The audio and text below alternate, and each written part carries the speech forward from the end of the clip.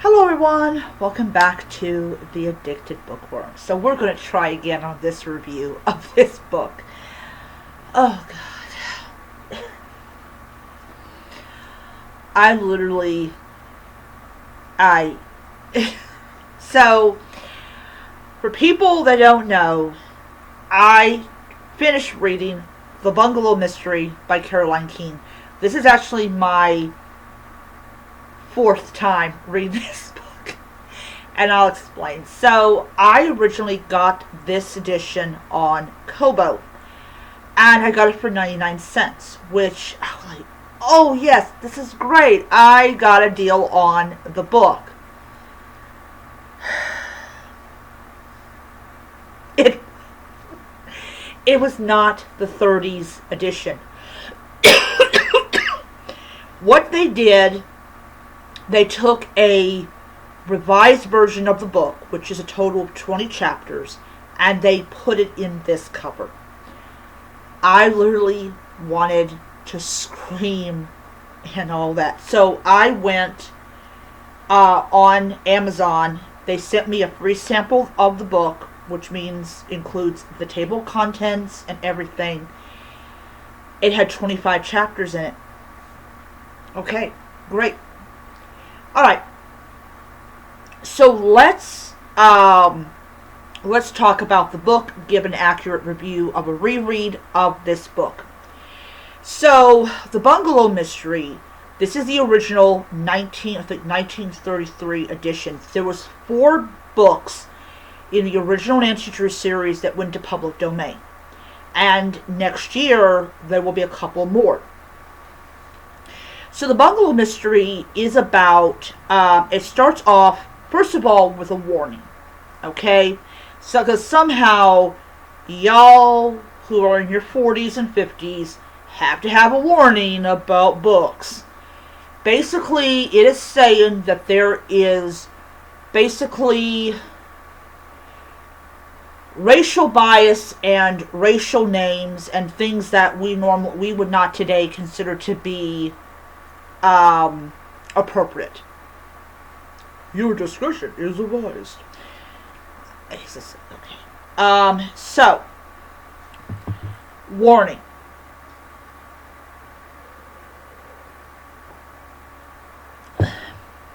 This warning most likely was not in the physical edition of the book. I will find out. I will find out next week when I get those books, because I'm not no. I've decided no order this week, probably next week, or maybe next month, or maybe in 2 months. I don't know. Anyways, so what is the book about? Well, the book is about Nancy and Helen are boating. It's supposed to be this beautiful day. It turns into this giant storm, and they are rescued by a woman called Lauren. I think it's Lauren. Lauren Pendleton. I think that's how you pronounce her last name.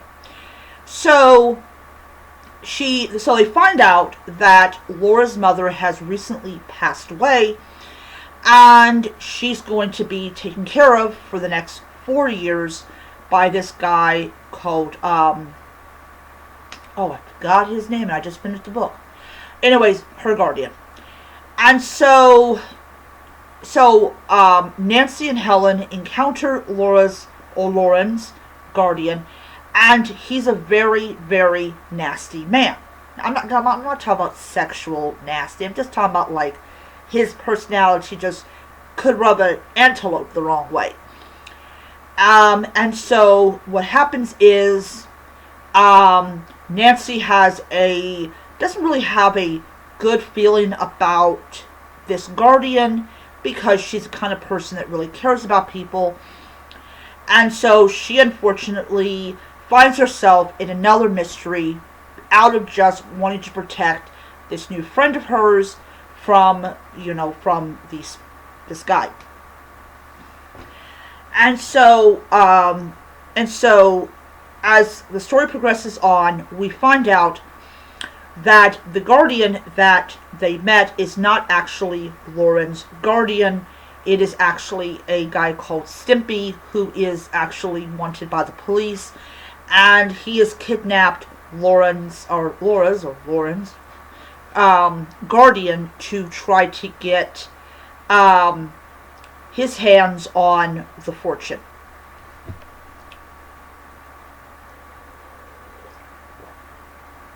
Alright, so it's up to Nancy and her father and Laura, or Lauren, to try to stop him and everything.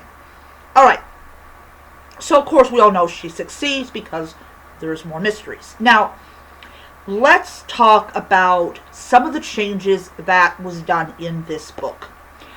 Alright, so this is the true 1933, I believe 33 or 34, I think 33, edition of the Bungalow Mystery. It has words in it that I'm not going to repeat, because I don't want people to just think wrong about me, that were removed back in, I believe it's the 50s, maybe the 60s, one of those two. And this was, of course, well after the generation that grew up with the original Nancy Drew either died because of the Depression or Second World War or whatever. So now you have this new generation of people that would like to read Nancy Drew. They take the originals and they basically chop them up in little bitty pieces. So while you have the original beginning with Nancy and Helen and Laura, Laura coming to their rescue, we actually have an additional character in the revised version compared to the original. So in the original, Stumpy, who is the guy impersonating Laura's guardian, is just by himself. Now, I do believe there is a woman of color that's in it, but I don't remember actually if that's true. If it is, then she was replaced. If there isn't, the woman was just added on. So one of the things that is added on is the fact that Stumpy is either he's married and she's his accomplice, or she's just an accomplice and not married to him. And of course, in the original, he takes basically Lauren's guardian's stuff, his money and bonds and all that stuff, to add to what he's going to steal. Also, the chapter titles are different, because I showed in that video the difference between the revised version of the Bungalow Mystery and the original version of the Bungalow Mystery. Also, I don't remember if this is mentioned, but I don't know if he did sell Laura's guardian's car to pay for his vehicle that he was in, but in the original, he drives a racing car. In the revised, he drives a fancy foreign car. So, hold on a second. So, yeah. And also, a lot of the words are taken out, and also characters are injected into the revised version of the book that were not in the old version of the book. So, all in all, while you still get the mystery and all that Nancy does to solve it, you get deprived of a lot of the stuff that made the Bungalow Mystery what it was. So, you really can see in these two versions what was taken out, and essentially the soul of the story was ripped out, chunks of it were taken out, re-put in, and it was called Nancy Drew. So it's I hate to say it, but it's like it's Nancy Drew's twin sister and all that stuff. Anyways, So, my opinion, this is my own personal opinion. If you want to really experience Nancy Drew as it was experienced back in the 1930s during the Great Depression, then definitely, definitely get this one. Also, the thing about it is that um, the thing about this book is it was written and published during the Great Depression. And this was a time when people didn't have money for food, didn't have, they had to be in breadlines. In Nancy Drew's world, in the world of River Heights, there is no Great Depression. There is no Great Depression.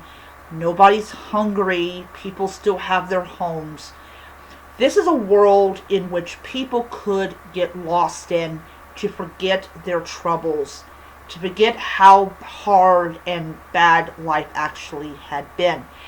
And to read a book that was published during this very, very heart-wrenching time is an amazing kind of window into what kind of world did the readers see them into. Like, I know a lot of people say, oh, I want to see myself in these characters. And I think that when you have a world like during this time when unemployment rates were so high that people couldn't even afford to keep their farms, to have a world in which people are not going hungry, that people have, like I said before, people have their homes, people have their jobs, they're driving around in their roasters, and yes, there are criminals, just like any kind of society, but these people aren't stealing because they're hungry or, oh, I gotta do this to save my home. They're doing it because of the greed for other people's things. It was also interesting when you read these books, especially when you read the books leading up to like World War II. I just feel like that for a lot of people that basically could barely afford anything, I think that these books offered that window into a world where people didn't make these bad financial decisions that led to their own ruin. Anyways, a great window to the kind of world that people in the Great Depression wish they were living in. Anyways, it's also a little sad though, because people were actually, I don't even know how much a Nancy Drew book cost during, when this was published, but it's an interesting window into everything. All right. So now,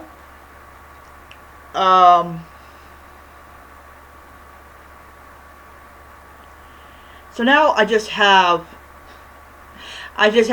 two books on here on my books I'm reading.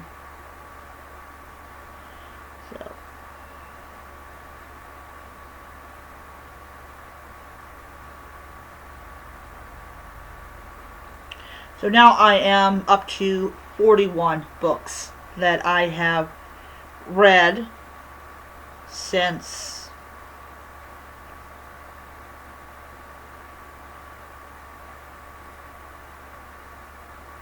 there you go.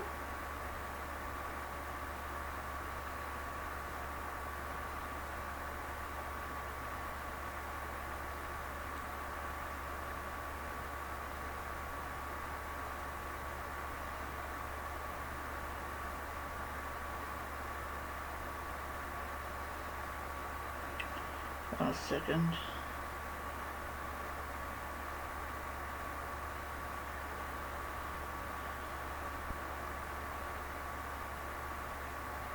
All right.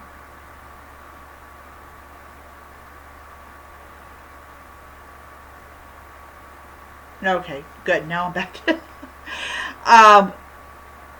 yeah, it's kind of weird. I am like, yeah. All right. Anyways, yeah. So, as I said, that is my video. I see you guys next time. Bye.